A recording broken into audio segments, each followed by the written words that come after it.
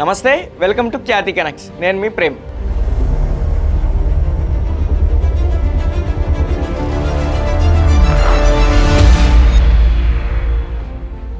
పొరుగు రాష్ట్రంలో ఒక నటుడు కొత్త పార్టీ పెట్టి సీఎం పీఠాన్ని దక్కించుకోగానే ఆంధ్రప్రదేశ్లో కూడా అదే ఫార్ములాను అమలు చేయాలంటూ సోషల్ మీడియాలో రచ్చ మొదలవ్వాలా?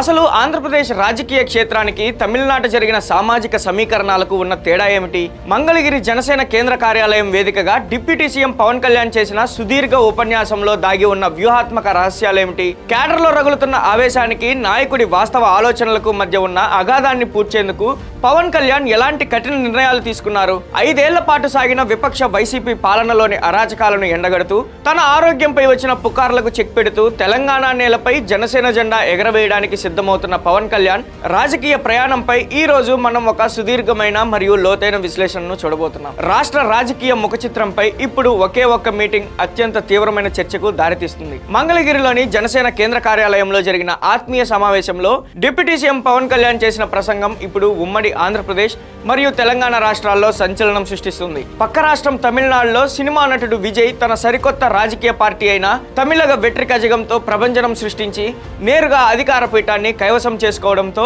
ఆంధ్రప్రదేశ్లో కూడా జనసేన ఒంటరిగా వెళ్లి ఉంటే బాగుండేదంటూ సోషల్ మీడియా వేదికగా సాగుతున్న చర్చలపై పవన్ కళ్యాణ్ అత్యంత కఠినమైన స్వరం వినిపించారు. అభిమానులు మరియు కార్యకర్తల నుంచి వస్తున్న ఈ మానసిక ఒత్తిడిపై స్పందిస్తూ తమిళనాడు రాజకీయ పరిస్థితులు మరియు ఆంధ్రప్రదేశ్ రాజకీయ పరిస్థితులు పూర్తిగా భిన్నమైనవని ఆయన స్పష్టం చేశారు. ముఖ్యంగా మొన్న తమిళనాడు ఎలక్షన్స్ వచ్చి ఆయన ముఖ్యమంత్రిగా నన్ను చంపేస్తాను. దాని పరిస్థితులు వేరు, మన పరిస్థితులు వేరు. అంటే ఎందుకు చెప్తా అంటే దాని పరిస్థితులు వేరు, మన పరిస్థితులు వేరు. మన అలా రాలా. నేను ఒక పార్టీని ప్రజలకి మార్పు తీసుకురావాలన్న దాంట్లో వచ్చాను. నేను గద్దర్ గారిని చూసాను దగ్గరుండి, నక్సలిజంని చూసాం. ఒక ఆశయాన్ని నమ్మి వెళ్ళిపోయి చాలా బలమైన యువత చనిపోతే చాలా బాధ కలిగింది. అంటే ఒక భావజాలాన్ని తీసుకెళ్లేటప్పుడు పదవులు వీటన్నిటికంటే కూడా భావజాలాన్ని పట్టుకోవాలని ఒక దాంతో దాకా తీసుకొచ్చాం. తమిళనాట ఉన్న సామాజిక సమీకరణాలు వేరని, ఇక్కడి క్షేత్రస్థాయి పరిస్థితులు వేరని గ్రహించకుండా కేవలం భావోద్వేగాలతో రాజకీయాలు చేయడం ఆత్మహత్యాస్పదమే అవుతుందని హెచ్చరించారు. ఈ సందర్భంగా పవన్ కళ్యాణ్ గత ఎన్నికల చేదు అనుభవాలను గుర్తు చేశారు.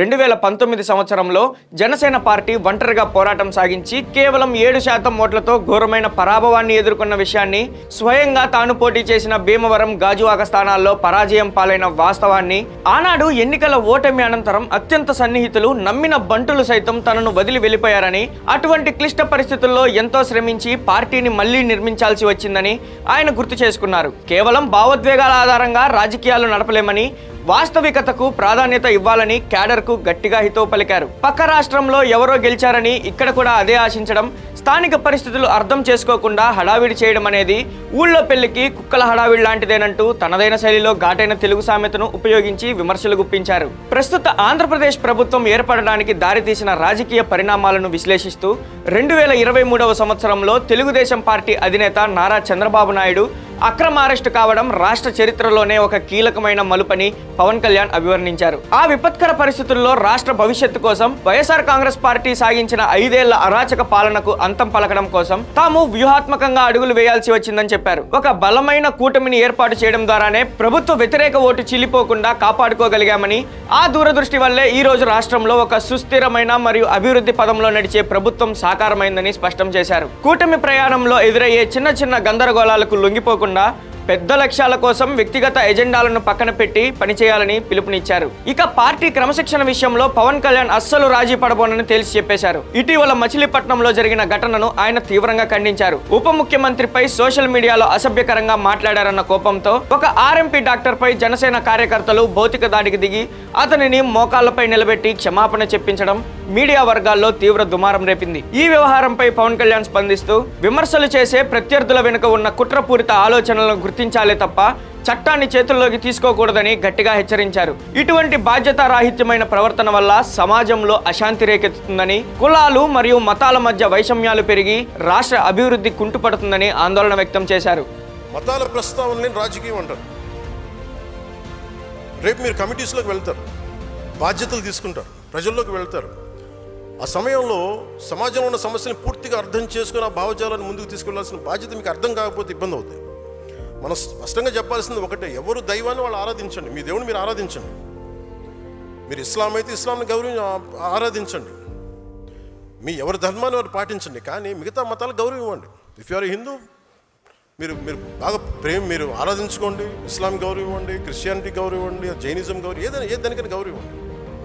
కానీ మత ఘర్షణ అలా గౌరవించుకున్న మత ఘర్షణకు అవకాశం ఉండదు. అది నిజమైన సెక్యులర్ భావన.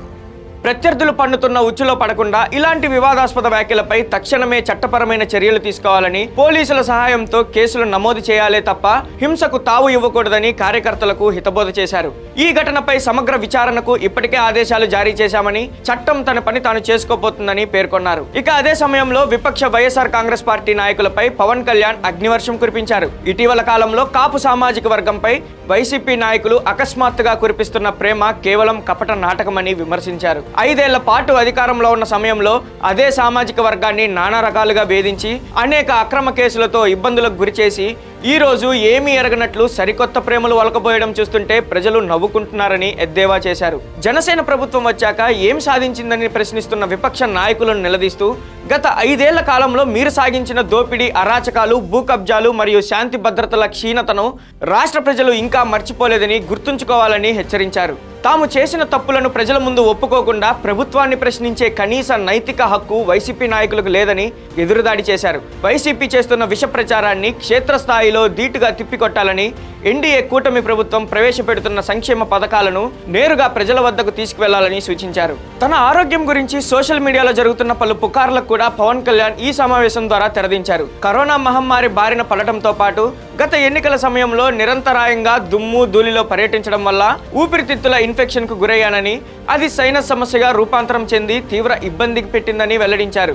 ఒకానొక దశలో కంటి చూపులో కూడా తేడా రావడంతో తదుపరి చికిత్స నిమిత్తం హైదరాబాద్ వెళ్లాల్సి వచ్చిందని, అక్కడ వైద్యులు పరీక్షించగా 2 భుజాల మధ్య కండరాల టేర్ ఉన్నట్లు గుర్తించారని తెలిపారు. సుదీర్ఘకాలంగా కఠినమైన శారీరక శిక్షణ తీసుకోవడం వల్లే తన శరీరం ఇలాంటి ఇబ్బందులనైనా తట్టుకోగలిగిందని, ప్రస్తుతం ప్రజల మరియు అభిమానుల ఆశీస్సులతో సంపూర్ణ ఆరోగ్యంతో ఉన్నానని స్పష్టం చేశారు. అంటే ఆరోగ్యం ఎలా ఉంది ఇవన్నీ అంటే కారణాలు ఏంటి అని అంటుండే, మనోళ్ళు ప్రేమతో నా భుజాలు లాగేశారు. సో నాకు లాస్ట్ 2-3 ఇయర్స్లో ఏమైందంటే, ఎలక్షన్ ముందు నుంచి కూడా 1 ఇయర్ ముందు నుంచి కూడా తిరగటం వల్ల, ఒకటి కరోనా టైంలో నాకు ఈ కరోనా రావడం, ఒకటి ఈ లంగ్ ఇన్ఫెక్షన్ పోలేదు, అలా ఉండిపోయింది, అదొకటి. తర్వాత ఈ దుమ్ము ధూళిలో తిరగటం వల్ల అది లోపల ఒక ఈ సైనస్ ప్రాంతాల్లో చాలా కరుడుగా హార్డ్ అయిపోయింది, ఆ డస్ట్ బాల్ అయిపోయింది. అందుకని ఇక్కడ వాచిపోయింది, నాకు అర్థమైంది కదా చాలా కాలం. ఆ తర్వాత ఇంకా ఒక సైడ్ ఒక రోజు సడన్గా ఈ ఎడ్జ్ మన ఏమంటుందని ఎక్స్టెండెడ్ విజన్ కనిపించలేదు ఒకరోజు. సో అందుకని అన్ని ప్రోగ్రామ్స్ మన అంజుబాబు గారి భీమవరంలో ప్రోగ్రామ్ ఉన్నా కానీ క్యాన్సిల్ చేసి హైదరాబాద్ తిరిగి రావడానికి దాదాపు 1 నెల పట్టింది రావడానికి. కూటమి ప్రభుత్వంలో భాగస్వామ్యం కావడం వల్ల లభించే అధికార ఫలాలను వివరిస్తూ రాష్ట్ర వ్యాప్తంగా వివిధ విభాగాల్లో జనసేన పార్టీకి లభించిన 3459 నామినేటెడ్ పోస్టుల ప్రాధాన్యతను గుర్తు చేశారు. రాబోయే రోజుల్లో మరిన్ని నియామకాలు ఉండబోతున్నాయని, లభించిన ఈ పదవుల కోసం అధికార దర్పం ప్రదర్శించడానికి కాదని, ప్రజలకు నిస్వార్థంగా సేవ చేయడానికి లభించిన ఒక గొప్ప అవకాశంగా భావించాలని నాయకులకు దిశానిర్దేశం చేశారు. నాయకులు ఎప్పుడూ ప్రజలకు అందుబాటులో ఉంటూ వారి సమస్యలను తీర్చడమే ధ్యేయంగా ముందుకు సాగాలని కోరారు. ఆంధ్రప్రదేశ్తో పాటు తెలంగాణ రాష్ట్రంలో కూడా జనసేన పార్టీ విస్తరణకు బలమైన పునాదులు పడుతున్నాయని పవన్ కళ్యాణ్ ఆశాభావం వ్యక్తం చేశారు. తెలంగాణ మట్టి తనకు ఎల్లప్పుడూ పోరాట పటిమను, అధర్మంపై తిరగబడే ధైర్యాన్ని ఇచ్చిందని ఎమోషనల్ వ్యాఖ్యలు చేశారు. ఇటీవల తెలంగాణలోని ప్రముఖ ఆధ్యాత్మిక క్షేత్రమైన కొండగట్టు ఆంజనేయ స్వామి ఆలయాన్ని సందర్శించి భక్తుల విరాళాలతో 35 కోట్ల రూపాయలతో నిర్మించ తలపెట్టిన ధర్మశాల మరియు దీక్షా మండపానికి శంకుస్థాపన చేసిన విషయాన్ని ప్రస్తావించారు.